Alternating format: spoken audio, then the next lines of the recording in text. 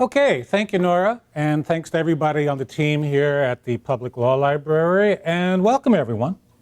Welcome to today's session on going solo, opening a solo law practice.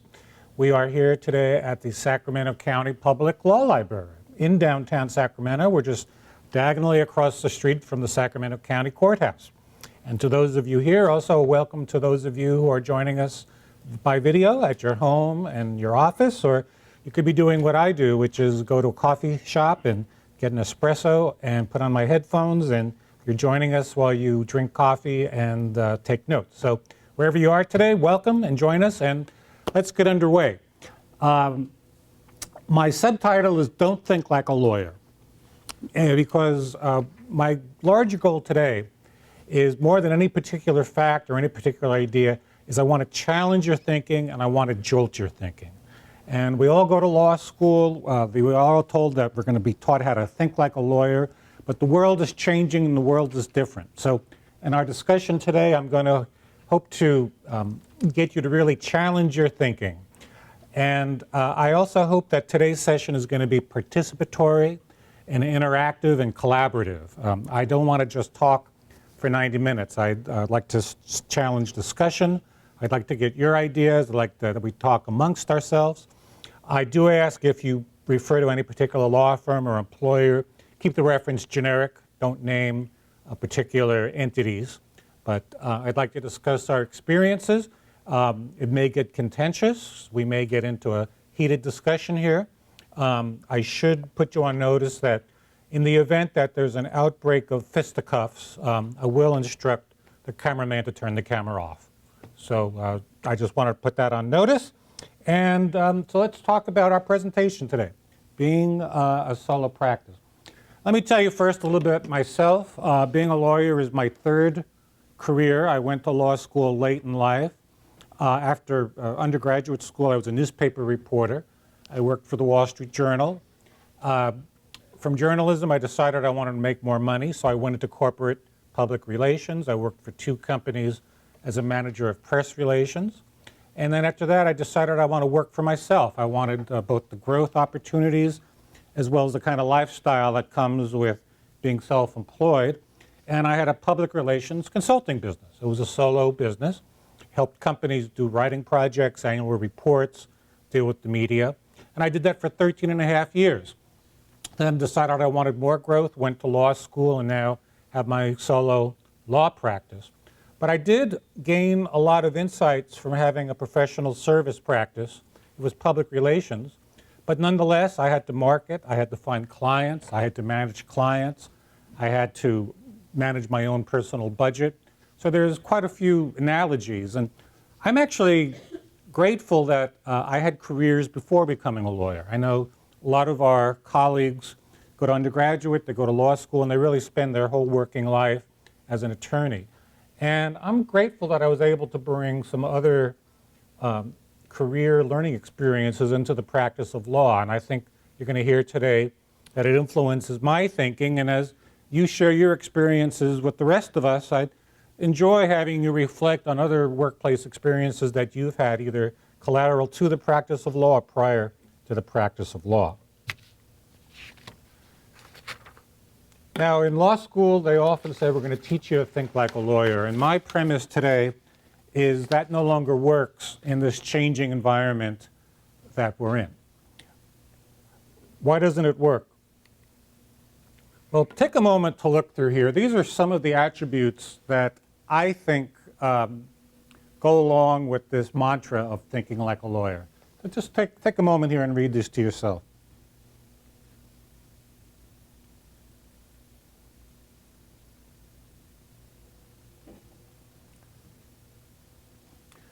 Anybody have any comment on any of these?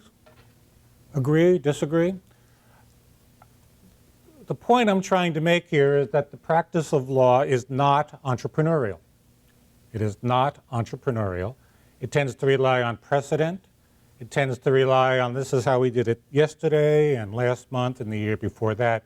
When I as a contract lawyer, would work for law firms, and it always used to drive me crazy when people would say, well, we don't want to reinvent the wheel. We don't want to reinvent the wheel. Just take this template, take this document and reuse it. And I'd say, yeah, but I mean, 80% of this is not relevant to the case at hand. That's okay. Go ahead and use it. This is what we use. Let's take, for example, the last bullet point, poor people management skills. Now, managing people is an acquired skill. Very few of us are born with a natural ability to manage people. Lawyers generally don't learn how to manage people.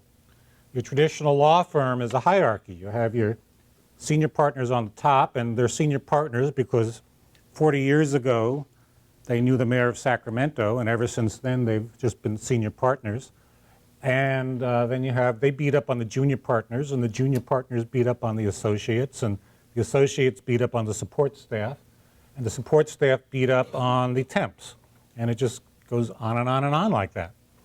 And our economy today is much more of a network society where you're dealing with people on a contingency basis or on a project basis. And hierarchy doesn't work. You can't tell people to do something because, well, I outrank you and there are going to be serious consequences for you if you don't do exactly what I'm telling you. To be successful today, you have to deal with people either as peers or as co-workers or as fellow members of a network working towards the same goal. And that requires people skills. And if you think like a lawyer, you're unlikely to have people skills. The next one up is weak quantitative skills.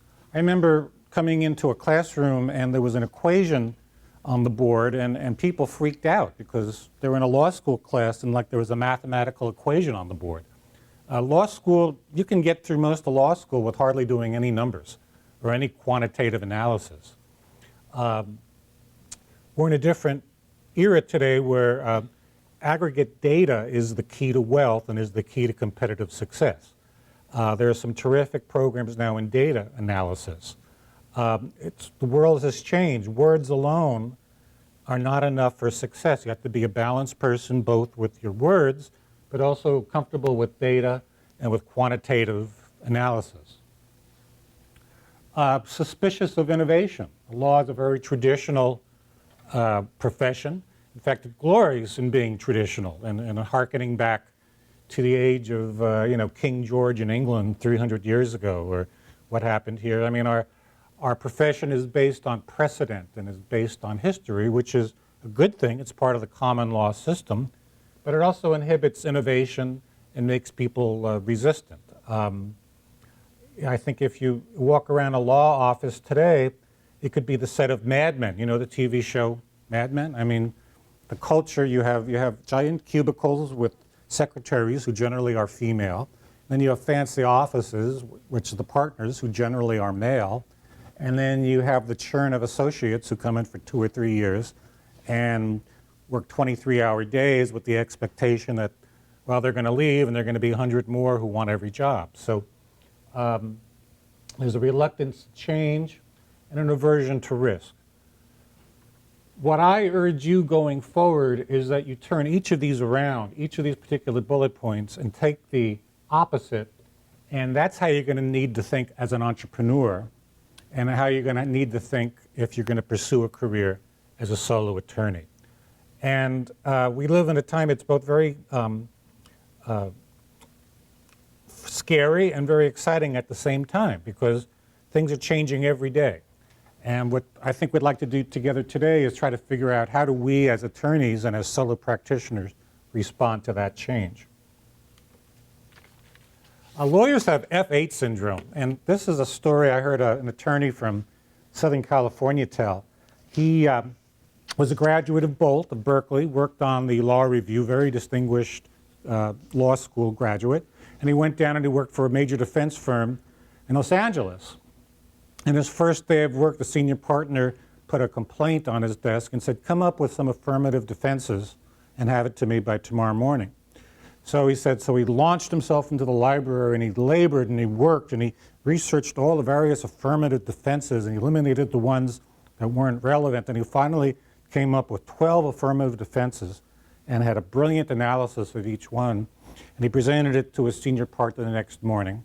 The senior partner glanced at it and said, all right, good, come up with 20 more, and flipped it back to this young attorney who's now horrified. 20 more. I had to torment myself just to come up with 12. So at lunch, he's commiserating with another young attorney that he has to now come up with 20 more affirmative defenses. And the other young attorney just starts laughing uproariously. And the first guy says, "What are you laughing about?" And his friend says, "You don't know about F8, do you?" And he says, "What's F8?" He says, "Well, it's a key on your computer keyboard, but it also brings up a template where we have canned affirmative defenses. We have like 56 of them. And if you just hit F8, you'll get every affirmative defense you could ever want, print it out and hand it into the senior partner." So it was all canned. I mean, it's all a template. It all pre-exists. And yeah, most of those like latches. I mean, most of those affirmative defenses don't apply to the case, but use it anyway. And then bill your client for all the time that you were supposedly spending laboriously putting together a response to the complaint. Now, I understand that there are times that a form or a template is perfectly sensible. If you're doing a waiver, you're doing a transaction, if it's a leasing contract for an apartment building, sure. I mean, you go into Westlaw or Lexis and pull up a template.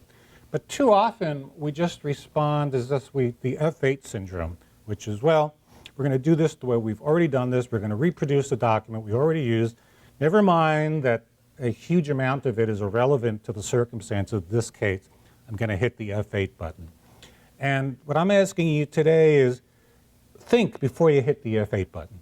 And maybe you can apply, maybe you can solve things in a different, more creative way than simply reproducing what our profession has been doing now for decades.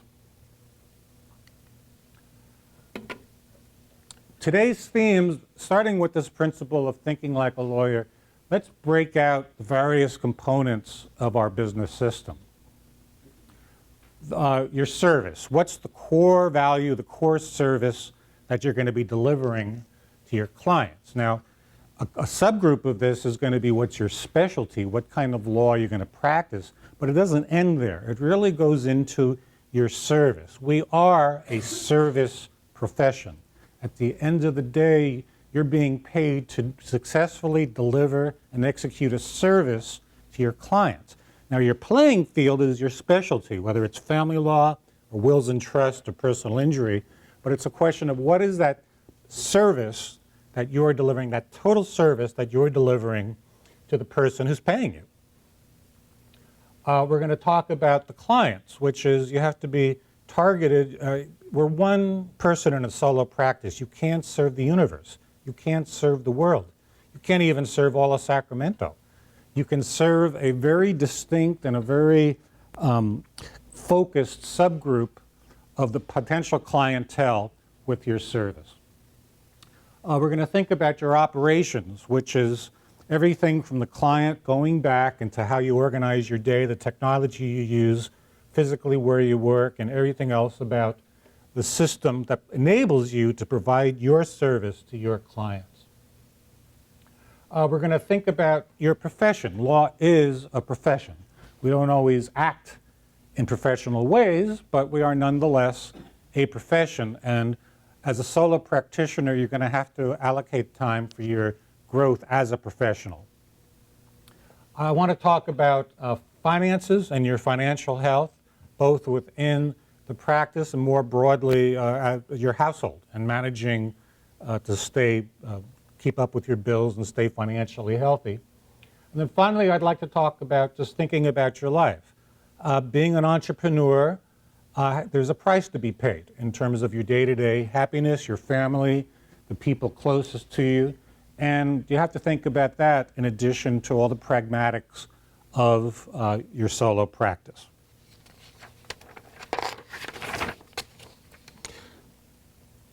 So let's get back now to this notion of why you should not think like a lawyer. Can anyone tell me what movie this is a scene from? Sorry? Princess Bride, that's right. Andre the Giant was the actor on the right, and he's one of my heroes on my Facebook page. When instead of putting my photo there, I have a photo of Andre the Giant. And the reason I'm referring to, have anyone seen this movie? It's really a wonderful movie. It's really a wonderful movie. And Billy Crystal plays the wizard. And the good guys in the movie bring their hero, who they think has been killed and died, and he's stiff, and they bring him to the wizard, hoping that the wizard will be able to resuscitate the hero, bring him back to life. And the wizards, they say, well, he's dead. And the wizard said, no, he's not dead. He's mostly dead. And there's a difference, because if he's mostly dead, that means he's a little bit alive. And the wizard is able to resuscitate the hero. Now, the reason I'm telling you about Billy Crystal as the wizard is I think this applies to the traditional practice of law. It is mostly dead. It's a little bit alive, and there will continue to be law firms. There will continue to be traditional practices of law, particularly in urban centers like Sacramento. But the practice of law as we know it is mostly dead. Lawyers used to be able to command private access to all this information, cases, Supreme Court briefs, accessing the law itself used to be very difficult for the average person. You had to go to a library and go through all these stacks of books. Well, now on your cell phone, you can command access to all kinds of information right here. There's more on here than there is in the Harvard Law Library. Access to information has changed. Clients have become a lot smarter about paying, and they are more demanding in terms of getting value for the money that they're paying. So those of us who just used to come through law school and thought, well, we'll get a job as an associate at a big law firm and move up, or a medium-sized law firm, those jobs have gone away. And most of them are not coming back. So thinking about how to be a solo practitioner is actually, it's very smart, because you're recognizing the reality of the practice of law. And to only think in terms of being an employee at a law firm is no longer recognizing the true landscape of the legal profession. Now, before continuing, let me just take a break. Does anybody want to make a remark at this point, or have I triggered anyone thinking it at this point? Because I do want this to be interactive. So let me just take a moment, and would anyone like to make a comment? If not, let's go on. Now, continuing this analogy, the screenwriter for The Princess Bride was William Goldman, who has some wonderful credits. He did Butch Cassidy and the Sundance Kid. He did The Sting, Princess Bride, The Longest Day. And in his memoirs, nobody knows anything. Not one person in the entire motion picture field knows for certainty what's going to work. Every time out, it's a guess, and if you're lucky, an educated one. Now, I'm applying this to what we're trying to do here, which is reinvent ourselves as solo practitioners. The legal profession has changed. Clients have changed. A lot of the old truths now don't apply anymore. So we're figuring this out. We don't know what's going to work. The best you can do is try a sensible experiment, try to hedge your bets, and see what's going to work. I have a practice when I talk to other attorneys, when I heard words like never, always, any kind of absolute, I tend to believe, number one, that it's probably not true, or if it is true, it can be changed on the margins. Never go to a client's house. Always do this. Never say a potential number in the client. I mean, all these absolutes, like the 10 Commandments. Well, maybe they were true 30 years ago. Even that's questionable. But they're certainly not true now. So especially, and you'll sometimes brainstorm with friends and people you went to law school with. I'm thinking of doing this. I want to do this. And believe me, it's going to evoke some declarations from these other people. That's a terrible idea. You never do that. You never do that. You never let the clients, you never say, I don't know, to a client. You never this, you never that. Well, when you start hearing those trigger words, you've probably hit a nerve. And it's probably all the more reason to think, this is interesting. Let me pursue this. Let me try to change the dynamics here. But to quote William Goldman, nobody knows anything. and when you start hearing these absolutes, resist them. So I want to give some examples of how other people out there are changing the game.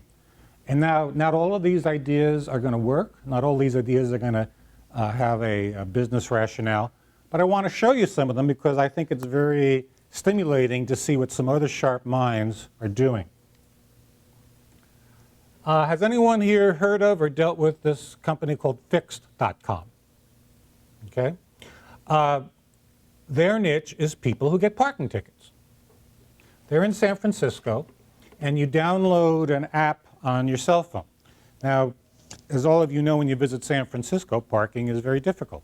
So you park someplace, and you come back, and you got the parking ticket.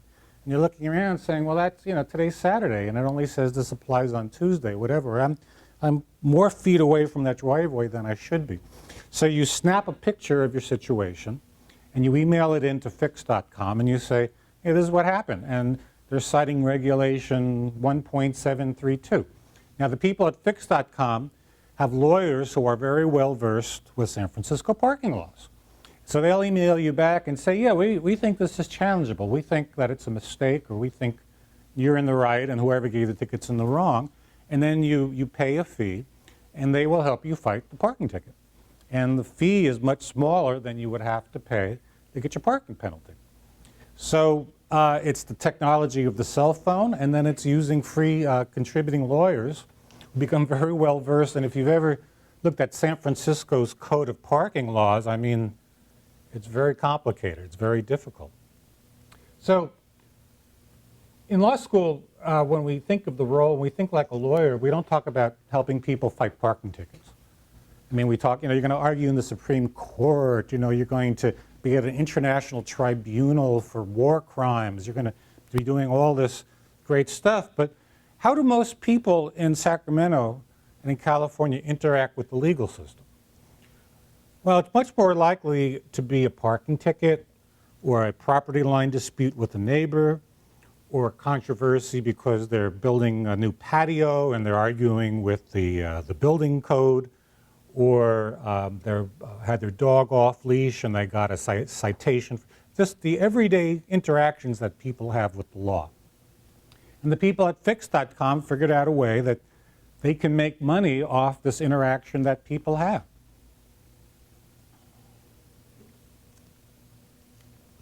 Closer to home, this is a company, and their headquarters is actually just over on J Street.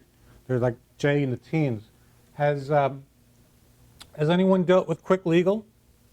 Okay, they're a middleman, and if someone, a member of the public, has a need for a lawyer, you download their app, and then they have lawyers in their collection, so you communicate with the client either by voice over the cell phone, or you can actually see them. It's a variation like on Skype.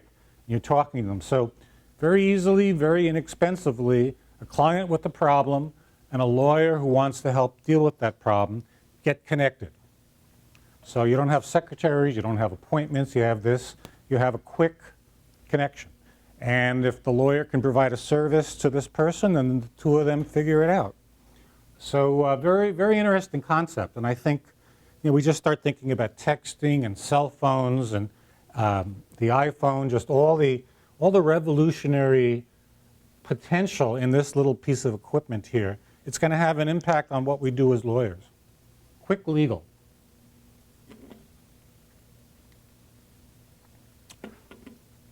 Now, a little different approach. This is counsel in the cloud. So this would be if you want to serve businesses.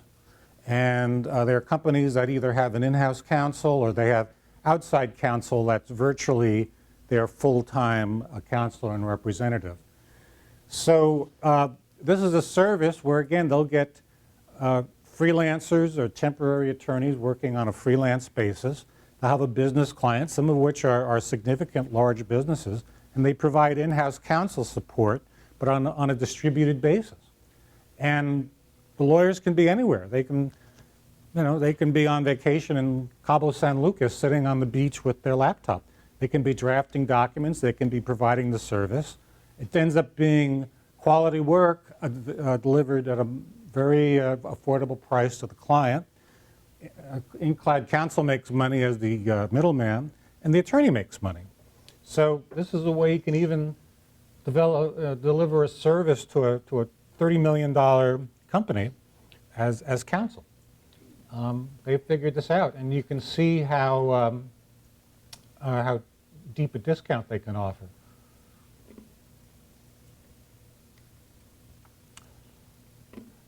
These companies have raised significant amounts of venture capital. They're competing with LegalZoom. Has anyone here heard of or dealt with LegalZoom? Can anyone tell me and what is LegalZoom? Ma'am, can you tell me what LegalZoom is? It's one of the Simpson attorneys' businesses, right? I can't believe I can't remember his name. It wasn't Kardashian. No, definitely not. But it's similar, where you go in and you can access documents and basically do your own legal work. Right. So if I or a non-lawyer can do right, it. right. Or lawyer, but a non-lawyer. And it's document driven, right? I mean, if I need a document, I need a lease, I need something like that, I go on. Yeah, they spent a lot of money in advertising. These are that model. They each have some spin on it, or they have more interaction with an attorney, or they have a different portfolio of documents. But it's basically, you're going to a website to get your legal service, as opposed to calling up and trying to get an appointment with a lawyer. And particularly the younger generation of people are just more and more intuitively turning to apps and the internet and digital solutions for things that they need. Now, and let me mention here, as we're trying to think in an innovative way, we can talk all we want about technology, but let's also remember that there's a segment of our population that is not savvy technologically. They either choose not to be involved or they're not. The penetration of cell phones among adults is about 90%, which is amazingly high, but of course that means that about 10% of adults don't use cell phones. Or if they have a cell phone, they're going to use it in a very limited way, maybe just for voice. They're not going to send emails. Increasingly, I'm encountering people who don't have computers or they don't have laptops, and they depend on the cell phone. But I don't communicate with clients by email. Because they don't have email, they don't open up email. Something like 14% of American households do not have bank accounts. They do not have bank accounts. Having a bank account is pretty expensive. I mean, you have to keep a certain minimum amount in there. And there are other barriers that if you're living paycheck to paycheck, you don't keep a bank account. I mean, that's why you see people paying their PG&E bill at service centers. Now, as a profession, these people, we have to figure out how are we going to serve people who maybe don't get email and maybe don't have bank accounts and maybe are just not in what we think of as the mainstream of working society. And these are people who also have legal problems and have a right to counsel. And someone among us is going to figure out how do we deliver services to these people in economical and efficient ways. That's a good way now to talk about, let's talk about thinking about your service. And I say thinking about service because obviously you start with what kind of law you're going to practice. But that is, again, just the start.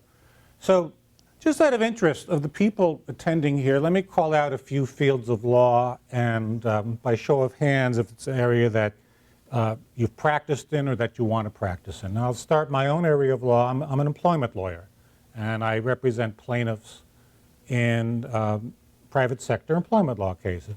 Are any of you here in the practice employment law? Okay, very good. Are any of you here in personal injury, either on plaintiffs or defense side? Okay. Family law. Okay. Wills and trusts. Okay. Intellectual property. So each of these names represent enormous segments of practice. If I talked about tort law, that could be automobile accidents, and it could be slander and libel and defamation cases. So when we talk about your service, I want to go beyond that initial thought of this is the kind of law that I practice. And I'd really like to encourage you to think about a niche and be a niche competitor. And my own saga was I did contract work after law school for any number of lawyers doing different things. I just wanted to get the experience of being a lawyer. And I did family law, and I did tort law, and I did other things. And I worked for someone who did employment law, and I really enjoyed it. And I enjoyed the stories, and I enjoyed that it was the issues that people have in the workplace. So I decided to do employment law. Then I decided I was only going to do private sector because public sector government employment was a much different animal. And I had worked in the private sector, so I felt I could understand it better. And I felt I was only going to deal with sizable large companies like Fortune 500 companies and not get involved with, say, mom and pop shops or small family businesses where there was a whole different dynamic. I was going to try to deal with companies that were at least large enough to have a human resources department and lawyers because they had the means to be held to a higher standard of the way they treat people, and they should be held to a higher standard of the way they treat people. And then I decided to only do plaintiffs' work because, number one, it was underpopulated. There was a lot of people, talented lawyers in town, doing defense work. There were fewer who were only doing plaintiffs' work. And also just my values and my personality and the kind of things I enjoyed was more consistent with the plaintiff side in the workplace issues. So you can see I kind of went through a progression here of starting with a wide focus and then getting narrower and narrower and narrower. And I think that's a key to survival as a solo practitioner, a clearly defined niche. And then once you have that niche, try to drill down a little deeper. And can you sub-segment that niche? We can't provide or sell our services to everybody. In fact, we're pretty limited in terms of the universe that we can sell. Now, to help you think about identifying that niche, let me suggest that you think of a triangle. And you want your solution space, you want your solution space to be in here. So you want to be somewhere within that triangle. Now you want a market that's underserved, okay? If there are hundreds and thousands of other lawyers doing what you're doing, it's going to be very difficult to differentiate yourself. Like I found in employment law, there was a small community of people in Sacramento who only represent plaintiffs, and they were very good, but it wasn't numerically that large. And there are a lot more clients who need services than there are people providing it in Sacramento. So I felt it was an underserved market. Then another leg of the triangle, let's talk about logistics. Is it a kind of practice that you can realistically say as one person, as a solo practitioner, you can get it done?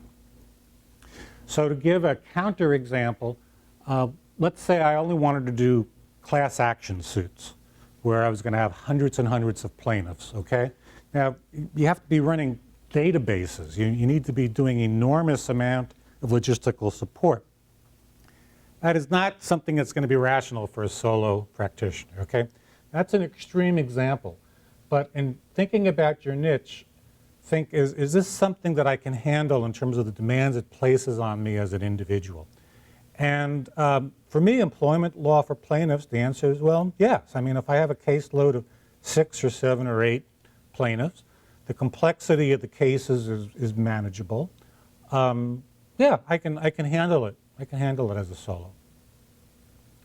And then thirdly, is it a type of law that you can learn and enjoy?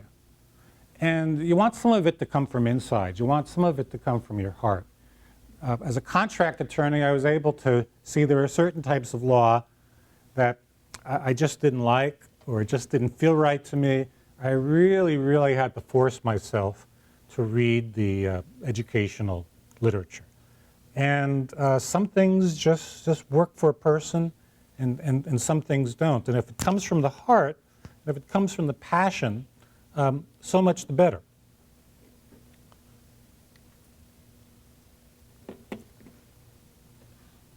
Now, applications are down at law schools, and we hear a lot of chatter out there about how hard it is for lawyers to get a job. But when you think about your niche, let's be realistic here.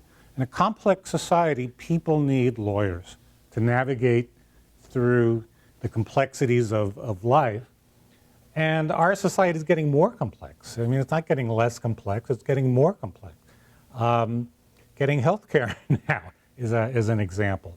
Buying a house gets more and more complex. So there are people out there who need you, who need your service in some component, in some niche of their life or their business or their family. And now they may not know that they need you because that it hasn't happened yet or they haven't thought about it yet, but they do need you. And it's up to you to figure out how you can define that service, how you can deliver it, and how you can make it work. Now, this is a place to keep an open mind. What kind of law are you going to practice? Now, I know in law school, we all had experience. I hate contract law. Oh my God, property law. I had to take NOTOs every day just to stay awake. We all have our sort of internal actions and reactions. I think first year we all dreamed about being prosecutors, and we all thought being a DA, criminal law, was glamorous. I mean, a lot of fields of law can actually be pretty interesting once you get into it and once you start making money at it. I mean, there's nothing like actually doing a transaction and getting paid for something, and then next thing you know, you're listening to CLEs and you're reading everything you can about it. So keep an open mind. There are a lot of really tiny and arcane niches out there, but again, you're one person. You don't have to have 2,000 clients. You have to have a small, sufficient number of clients. So keep an open mind. Make yourself different. Differentiate yourself. A commodity in economics, if you remember from Economics 101, it's interchangeable. It's corn, it's soybeans, it's pork bellies. One is pretty much the same as the other. You don't want to be a commodity, and you don't have to be as a commodity. You can find some way to differentiate yourself, your service, the way you charge for your service, the way you interact with your clients, the way you deliver your advice. Don't be a commodity.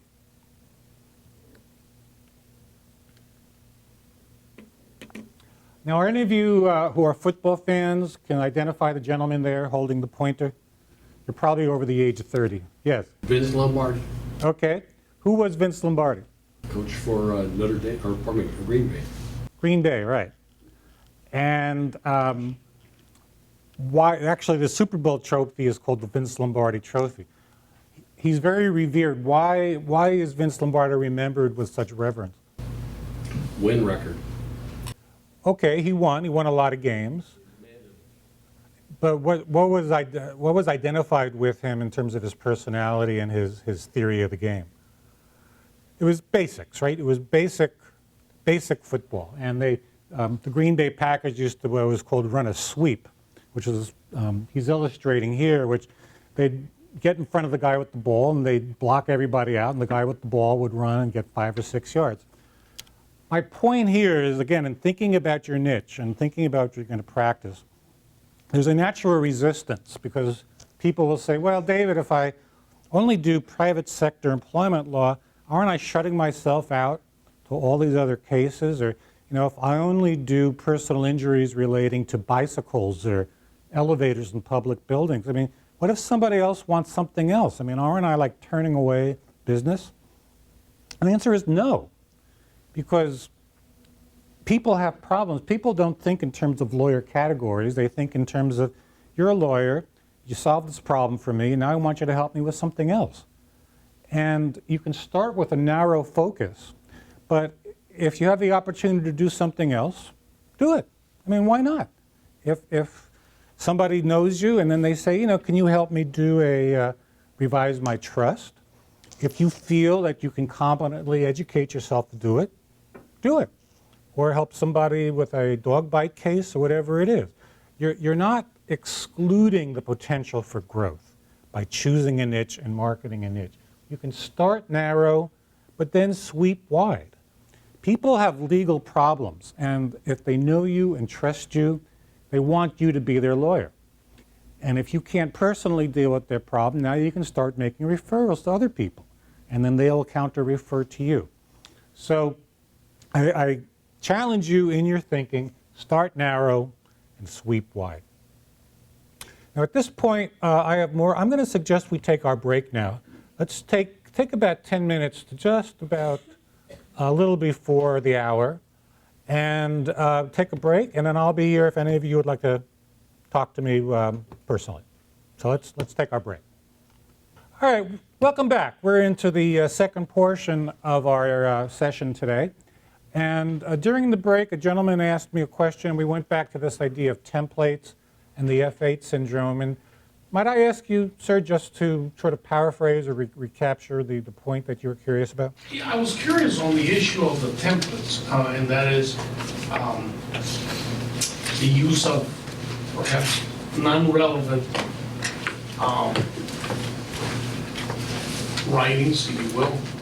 And the question I had for you, isn't this also a function of the judiciary itself? The judges expect certain things, Yeah.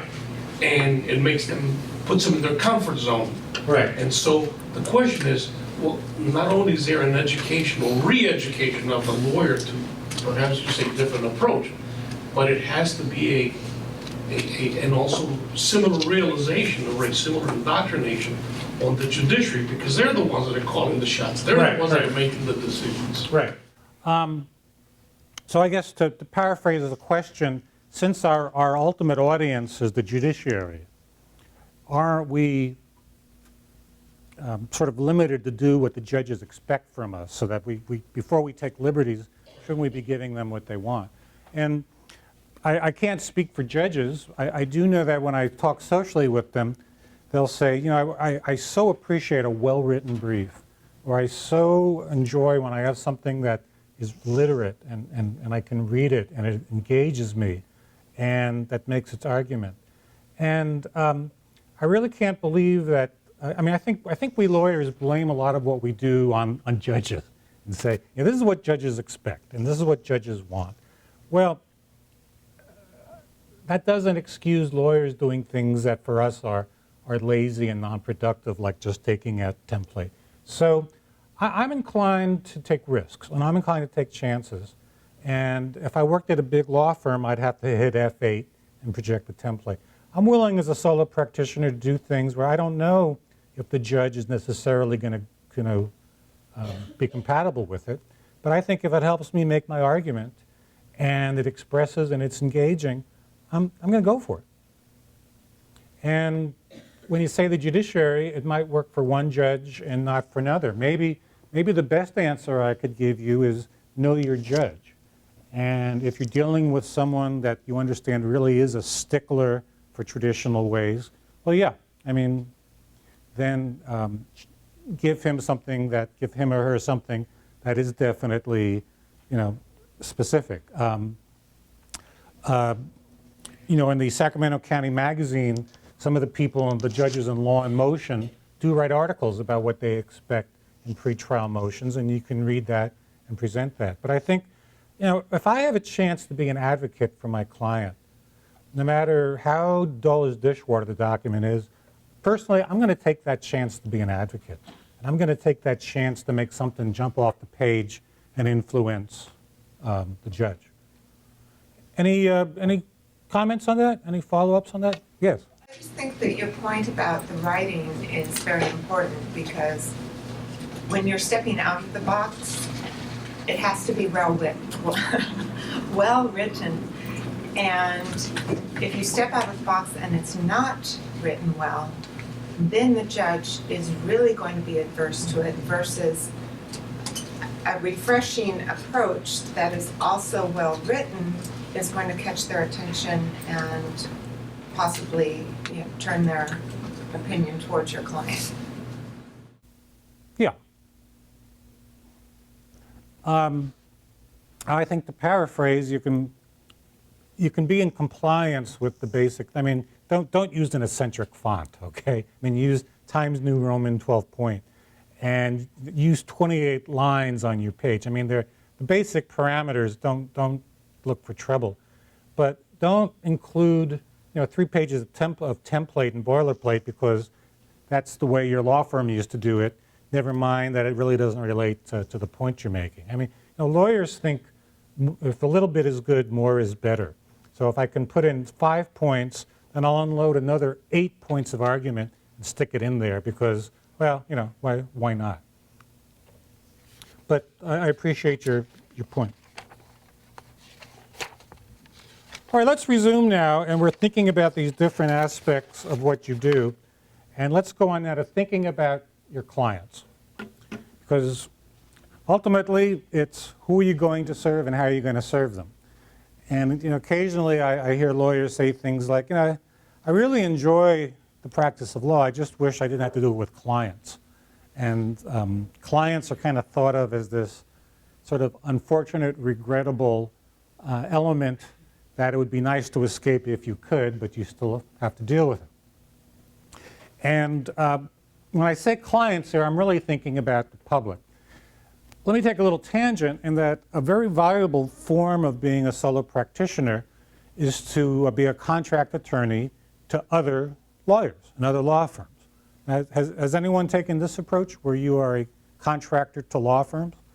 And this would be the equivalent of being in a wholesale business where you're working within the industry as opposed to retail to the public. And there are people who will only write appeals for law firms. There are people who will be a law and motion specialist to law firms. There are people who will write demand letters for law firms. So you are selling your services not to the person on the street, but to law firms that you can sell your services to. Now this is a very viable model, and it's something that's worth thinking about. It might help you in terms of malpractice because in some cases your client, the law firm, might extend its malpractice protection to you. And you can bill by the hour and you can get projects from law firms. And sometimes they'll encourage you to work on site. So this is a viable model. I think just the caution is you ultimately don't learn and develop yourself to go out to the public and sell yourself to the average person. You're dealing with other lawyers.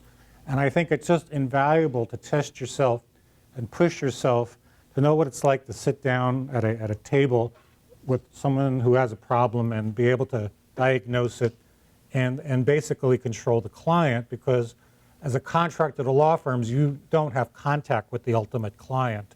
You're dealing with the law firm. But it's a way of thinking that if you say you really enjoy law in motion, or you really enjoy doing appellate briefs and oppositions, your clients could be other law firms.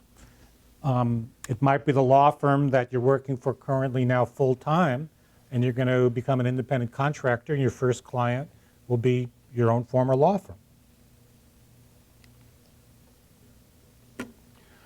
But when I think about how most members of our profession position themselves vis-a-vis their clients, I think of a castle with a moat and protection, and the lawyers are inside the castle, and those grazing animals there in the grass, well, those are the clients. And the concept I'm trying to project here is that you put as much distance between yourself and the client as you can. This is the traditional way that I think our profession thinks about clients. We're not a client-friendly profession. I worked for somebody, I worked for a senior attorney, and he said, don't call the clients on the phone. It annoys them, it bothers them. If you have questions, wait till you have 5 or 6 questions and then just make one phone call. And I was thinking, well, how often do you hear clients complain, my lawyer called me too much, and my lawyer was too concerned to know what I was thinking. What this lawyer was really telling me is he didn't want to be bothered with clients, and it was unpleasant to him to have to interact with them. If you talk to people who have lawyers, the number one complaint, and the number one complaint to the bar, is that my lawyer didn't return my phone calls. And in any other profession, if you're getting a mortgage from a mortgage broker, or you're having an architect design your house, you routinely expect to be in steady communication with that person. And you wouldn't tolerate, say, the architect of your house going 4 or 5 days without returning your call. You're building my house. I'm paying you. I want to know what's happening with the third bathroom. Call me back. Our profession doesn't do that. We're busy in our castle. And sometimes you can't even talk to a lawyer. You're lucky if you get an assistant or a paralegal. Sir, yeah. Well, David, I was going to mention that the biggest problem I've had in a sole practitionership is that I went 8 years without one phone call from the internet. And literally it took me that long to figure out how to get search engine optimization to work, because I was competing now against the big boys as a sole practitioner, people that I'd left, and finding me was that difficult. And my lesson in life is that, by God, you've got to get someone that can make your website the best. And Okay. you pay them by the month, and it's $350 to $800 a month. By God, that's the only way your phone's going to ring. Then they're going to find you. So you're thinking about the marketing challenge as a solo practitioner. The biggest problem for a sole practitioner. Right, right. That's true. And most of us are under-marketed. I'll be talking about marketing a little later, but I think your original point was your problem was not that you had to return phone calls. Your problem was that you didn't have any phone calls to return. Yeah, correct. Okay. So I had to work, you do all the other marketing, going to whatever bar association meetings, every cocktail hour, et cetera. That all works fine, but Right. you need those cold calls coming from people that say, I need your help. And to find you is difficult. You've been in solo practice for about 8 years? Okay. Is the dynamic changing now than when we reflect on the early years in terms of? I think it is. But still, the big boys, the Morrison and Forresters of the world can afford $1 million a month Right. in marketing. And so they'll get 90% of phone calls. Right. And you're spending $800 a month, and you'll get 1 or 2. Yeah. And 1 or 2, you're only going to nail 1 client out of 4. Right. You're lucky. So it really. Now, some of that I'd relate back to how you think about your niche, because the big boys are wall-to-wall competitors, and they're going to have vulnerable points within that, and you might be able to outmarket them within the niche. But if you're going head-to-head with them wall-to-wall, sure, they're going to roll over you. Sir, did you have something? No, I was just going to comment on him. Maybe the practice that he does is very esoteric and not one that you would call a lawyer for, except maybe another firm that might need that specific work he does. Yeah. Well, just to clarify, just when I'm talking about phone calls, my context actually was once you've engaged with the client and you're working with him and her. I think we can talk later about that initial contact, whether it be a phone call or an email. But my analogy of the moat and the castle, I'm thinking about once the person has signed on with you and you're working with them and trying to move towards a conclusion. And I think lawyers have a lot to be desired in terms of their day-to-day communications with clients. I try to respond to every time a client reaches out to me within the same business day or within 24 hours. And certainly with text, with email, and with phone messages. And I mean, there's just a lot of ways even to tell somebody, I know you're trying to reach me. I'm sorry I can't talk right now. I just wanted to let you know I got your message. Maybe Monday afternoon, if you're around, we can talk then. And I urge you to clientize your practice. I mean, every client is not only that particular case, but every client is somebody out there walking around who's thinking about you and talking about you. And if you can build a critical mass of clients you've already served, you have a sales force. And the sales force, you don't have to pay them commission, you don't have to pay them salary, you don't have to pay their health benefits. They're your sales force because they're satisfied clients. And we can't guarantee success. I mean, if I'm a litigator, I can't guarantee that we're going to win, the judge is going to side with us, and that you're going to make money. But all I can guarantee is I'm going to work very hard on your behalf, and I'm going to work with you, and I'm going to communicate with you. You know, if I have a case now against a Fortune 500 company, they have 6, 7, 8 lawyers that can work against me. what I can offer is good teamwork and communication with my client.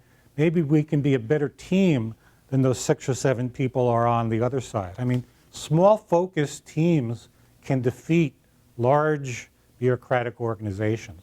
So work with your client, and sometimes it's an inconvenience, and occasionally clients will abuse the privilege, and they'll call you at home on Sunday night, or they'll annoy you, or they'll take more hand-holding.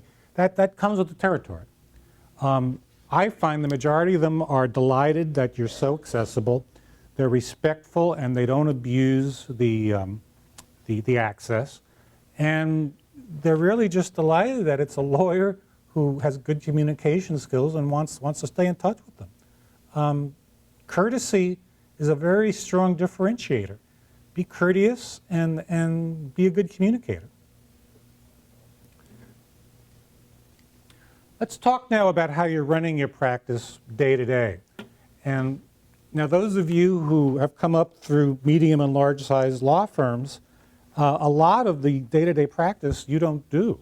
I asked somebody the other day if he knew how to serve a process in a federal complaint. And he said, I don't know, my paralegal does that. And you hear lawyers say that all the time. Well, my secretary handles that. Gee, I don't know what the deadlines are. I mean, I don't know which form to use. I don't know this or that. I mean, my secretary does all that. Now, that's wonderful if you're in a big law firm, because you can sit in your office and think great thoughts and be a strategist. But once you're a solo practitioner, you got to do all this stuff. You know, you got to figure out how to, over here at Sacramento Courthouse, you know, how do I file a case? The clerks no longer take the case and stamp it at the window. So you've got to figure out, how do you put a rubber band around your documents and slide it into the box? You've got to figure out your deadlines. Major cause of malpractice is blowing deadlines. So let's talk about operations, and those of you who are already in solo practice might have some observations. Calendaring, actually for malpractice insurance, you have to have not only a physical calendar, but they want you to have some kind of electronic backup. And I've been very happy with, it's called deadlines.com, and you can run your calendar, and what's interesting here is they have lawyers working for them. So if you give them a jurisdiction and the type of case you filed, they actually give you what the major cutoffs are. So you can get reminders saying, hey, July 1st, last day to file an opposition, last day for this or that. So they actually have content that comes up, and it's affordable. It's $20 per case. For me, it's pretty easy to use. Now, there are other services that are similar. You can shop around and try it.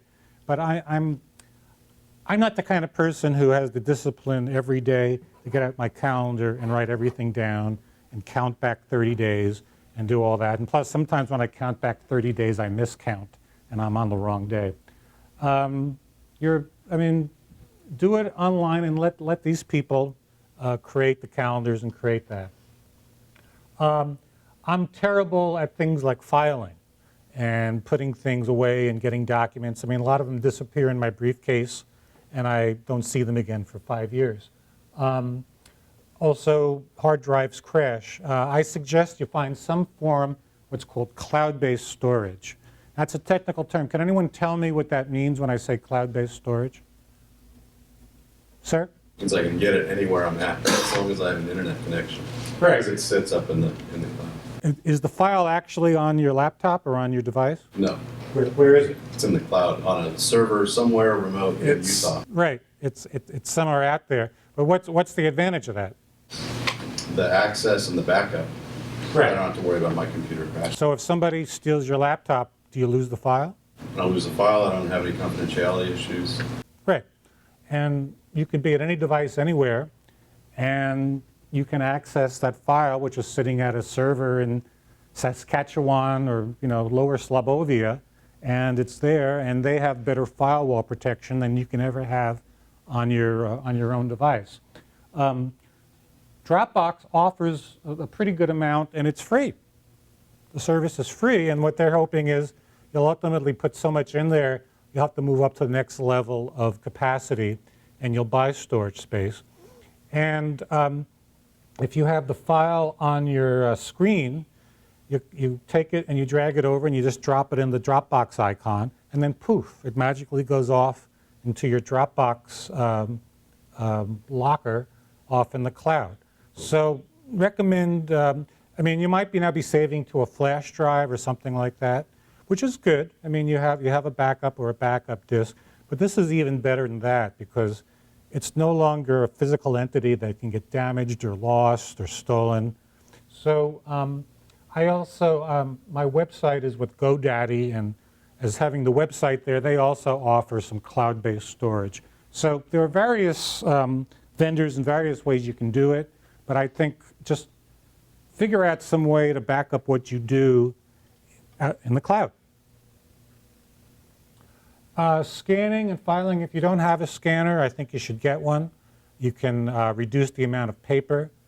You can sign documents or coming in. So a scanner now is, I think, almost irreplaceable. One right here. There's an app that's a scanner that scans it straight to PDF. Can you scan off your cell phone? Okay. And it reduces, I mean, paper is not a good thing. Paper gets destroyed, paper gets moldy, paper has to be filed. So the more you can reduce the amount of paper, the better off you are. Once you get going, you might need support staff. There are people, very good people. I work with a person who runs my website. We mentioned websites before. I've had some research needs. There are a lot of attorneys in town, recent graduates, who are happy to work by the hour. And you've got to be judicious, but there'll be certain times you say, I could do this myself, but is this the best use of my time? Is this the most value-added use of my time? And is it better off contracting this out to somebody for 4 or 5 hours to do this for me? And then simplify your operations. I mean, if I have to think about anything too much, it means I don't want to do it that way. And if it's almost reactive and intuitive, I can just do it naturally, then that's great.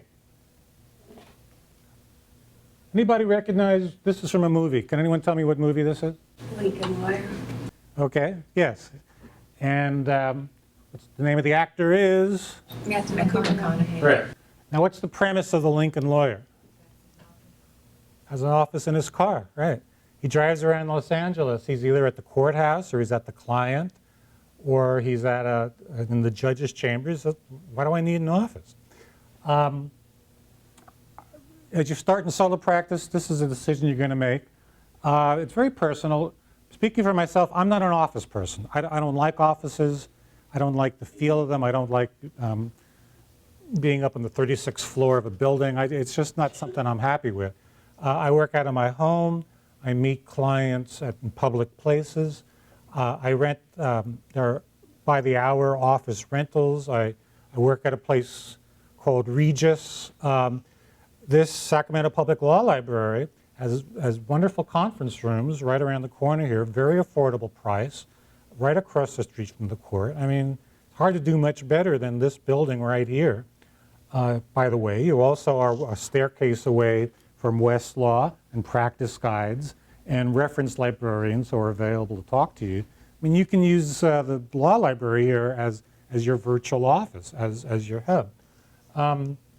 Now, some of you may have young children at home, you may have other situations, but again, we're a very traditional office, and people think, well, I need a waiting room, and I need a lounge, I need a conference room, and I need all these trappings, all these things. Well, that's 20th century thinking, or 19th century thinking.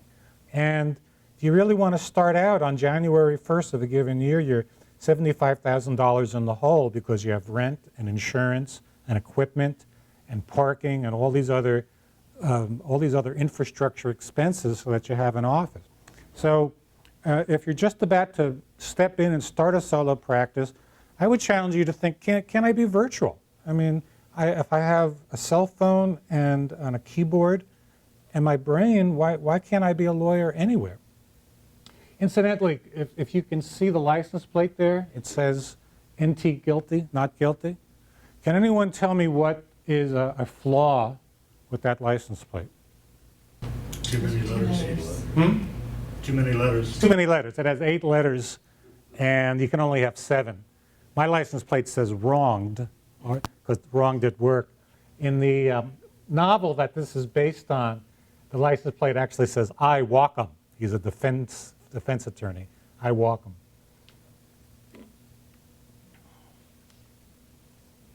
All right, the next category is think about your profession and your professional development. This is an interior shot of the U.S. Supreme Court in Washington, D.C. And as a solo professional, you start to think about developing yourself as an attorney. Think about other areas of law. Think about ways you can do pro bono service. Think about just how you can be a valuable member of your community. And it all comes back. I mean, if you want to get, first you have to give. But it's all part of building yourself as a practitioner and as a member of our practice. The county bar or the state bar, nonprofit boards are very eager to have lawyers on them. And you'll be welcome. And you're meeting your fellow directors, often they're very prominent people in the community. And you're learning about making the decisions as a board member. You're learning about corporate governance. You can do it, if say you have a passion, you love gardening, or you love museums, or you love equestrian competition, serve on the board of a group that does something that you love. It's an activity you'd like to be involved in anyway. And I started when I got out of law school, and I didn't have a job, so I started working on boards, and people would turn to me and say, Dave, can we do that? Or Dave, are we in compliance with the law if we do that? And I realized, hey, they're asking me because I'm a lawyer. And I'd say, well, I'll look into that and I'll report back to you. And I developed my skills as a counselor. And it was really pretty exciting because I said, hey, I'm a real lawyer now.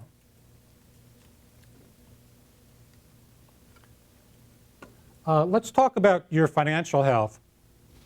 What movie is this? Can anyone tell me? Goldfinger. Called James Bond, Goldfinger. This was the Sean Connery, the original James Bond, and in my opinion, the best of all the James Bond. So let's think about your finances, because if you don't handle your finances correctly, you're going to be in a situation very similar to Mr. Bond in this picture. Like any small business, it takes a long time to go cash flow positive. I think a good rule of thumb is 2 years. You should have the financial resources to go 2 years making either very little money or almost no money. Your experience might be better. You might come to positive cash flow sooner than that. Would you agree with that, 2 years? You know, I didn't have that problem, but all the interns that work for me, they're taking 2 or 3 to even get going. It's terrible today for a young kid. But no, I'm 62, so I didn't have that problem. Okay. But I mean, if you're opening a restaurant, I think it would be very similar. If you were opening any kind of business, try to have resources and say, if I have 0 net in the next 24 months, do I have to live in my car, or can I get by? And I think it's a prudent baseline. Hopefully, your curve will be better than that, but I think you have to assume that scenario. Don't commingle your personal funds and your legal practice. Very good way to get in a very serious problem. You'll need 2 accounts. You'll need your practice account, and then you'll need a client trust account. Spend a little time and shop around for the banks here in town. They vary widely. I found one that had a lot of freebies and a lot of extra services. They also invite some of their clients to networking events. It's a small community bank here. So invest a little time, because you want your banker to be your friend. And things like when you want to refinance your house, or if you have other financial needs, they're going to like the fact that you're a business client. And so shop around for that. And then finally, thinking about your life. Sir, yeah. Before we move on to that, I want to add one other good comment, and that is that when I got started, you're smart to sublease space if you want an office, if you need the trappings of an office. I'm one of those that has to have that. you can get space at $1 square foot, or $1.50, and then don't worry about moving around to office buildings. I've moved 5 times, but when you sign a real lease and you're actually putting your name, it's $275. I mean, it's expensive as hell. I mean, you can really beat it by subleasing, and there's a lot of space available at that. Good. Okay. Thank you. Yeah. Another option that goes along with that, what I do is the virtual office. On my business cards, on everything that I have a downtown address, and I pay a monthly rate of like $60. My mail goes there, they do my phone service. If I need to meet with the client and I really want it to be in an office space, Right. I go down there and I meet with them there. Yeah. So you still look like you have this big, nice, fancy office when you're sitting at home. Yeah. You can project that, and you can decide, and you can meet where the client wants us. Some of them would rather meet at a Starbucks near their house, and some of them, if they work downtown, it's going to be more convenient to meet there. What movie is this? Anybody know? Orson Welles? Citizen Kane, based on the life of William Randolph Hearst. Being an entrepreneur is very demanding on all parts of your life, not just the business part of your life. And I think maybe the timing is not right to have your solo practice based on the other person, significant person in your life, maybe the age of your children, the other things that are going on. I know for myself the fact my wife is my invaluable partner and is my rock of stability and helps me get through the phase of starting my own practice. It would be very hard for me to imagine if I was solo, not only in my practice, but in my life, and how I'd get through this. So think about the other components of your life in terms of your home, your stability, your partner, your children, because you want to have those in good shape, because being an entrepreneur is all-consuming, it's exhausting, it's emotional, and it's going to evoke aspects of you that you didn't even know existed. I actually think it's a very exciting journey for personal development, not only as a lawyer and as a business person, but as an individual. That when you work for yourself and you really become self-dependent, and you're free of an institution, you're free of other people, you're going on your own gut, your own hunch, your own intuition, and boy, when you succeed, it's the greatest feeling in the world, because you know that it's you and it's all you. Let's talk about resources. As I said earlier, where we are today is, I think, the best conceivable resource for a solo practitioner here at the Sacramento County Public Law Library. If you made this your hub as a solo practitioner, you have Westlaw for free. You have all the best practice guides. Not only are they free, but you can check them out. So if you're working on a document and you want the pre-civil litigation practice guide, take it home and you can renew it. And you're not buying the practice guide, you're borrowing it. They have reference librarians here who can help you figure things out. We're across the street from the court. You can rent conference rooms here by the hour. If you're not a member of this law library, you really are missing a beat. Also, the County Bar Association, we have a solo and small practice group. A lot of members of the board, like me, are in solo practice. If you're not a member of the county bar, I'd seriously consider it. I mentioned Regis. There are a lot of rent-to-workspace places. You mentioned one. If you went to a local law school, use that. I work on weekends at the McGeorge Law Library. Again, there's reference librarians. There's free Westlaw. It's secure. I can walk away from my laptop and not be worried it's going to get stolen. And it's open late at night. And if you're a local alumnus, your loss, I'm still paying off my student loan, so I might as well go back there and get some value out of it. And then finally, I would say, think about small business support groups, not only other lawyers, but other small business people who are in whatever field of endeavor they're in. I mean, you now have something in common with them. And think about yourself, again, not just as a lawyer, but as an entrepreneur who happens to have a law degree. So I think with that, I'm going to wrap up. I'm welcome to stay here to get some other comments. I just hope, again, I've left you with the idea that going solo is an adventure. Just don't think like a lawyer, think like an entrepreneur. Thank you all. Thank those of you at home, and goodbye.